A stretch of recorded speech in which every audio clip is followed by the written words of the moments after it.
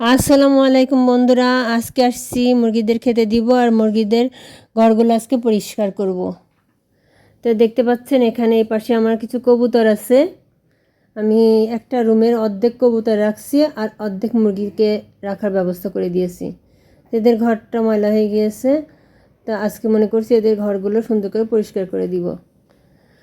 আর এগুলো আমার সব বাসার মুরগি। আমি নিজে আজ 3 বছর ধরে দুটো মুরগি কিনে নিয়ে আসছিলাম, একটা ছেলে আর একটা মেয়ে, একটা গলাছিলা আর এক মোরগটা ছিল, আর একটা কালো কুচকুচে মুরগি ছিল। আমি হাট থেকে কিনে নিয়ে আসছিলাম, তাদেরই এই বংশধর।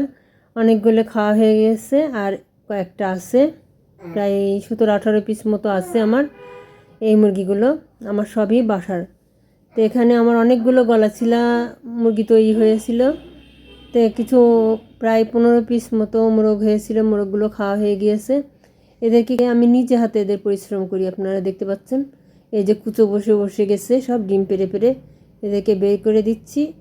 আর আজকে সারাদিন এদের পিছনে শ্রম দিতে হবে, কারণ এদের পিছনে শ্রম না দিলে ভালোভাবে এদের যত্ন না করলে এরা বেঁচে থাকে না, অসুস্থ হয়ে যায়। আর অসুস্থ হয়ে গেলে মারা যায়। যত চিকিৎসাই করেন না কেন আর যত ওই সেবা করেন তখন আর বাঁচতে পারে না। আর এখন তো শীত চলছে, এখন একটু বেশি বেশি এদের সেবা করতে হবে। আর এদের ঘরগুলো সবসময়ই পরিষ্কার রাখতে হবে। এদের লিটারগুলো পরিষ্কার রাখলে বন্ধুরা তখন এরা ভালোভাবে সুস্থভাবে জীবনযাপন করতে পারবে। লিটার নোংরা থাকলে আর এদের ঘর নোংরা থাকলে কিন্তু এরা অসুস্থ হয় খুব দ্রুত।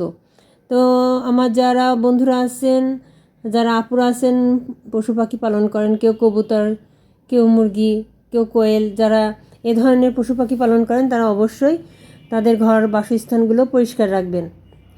আর এই শীতে তাদেরকে গরম পানি খাওয়াবেন, দেখবেন এরা সুস্থ থাকবে। আদা খাওয়াবেন, রসুন খাওয়াবেন। তো বন্ধুরা, ভিডিওটি ভালো লাগলে লাইক শেয়ার কমেন্ট করবেন, পাশে থাকবেন। আল্লাহ হাফেজ।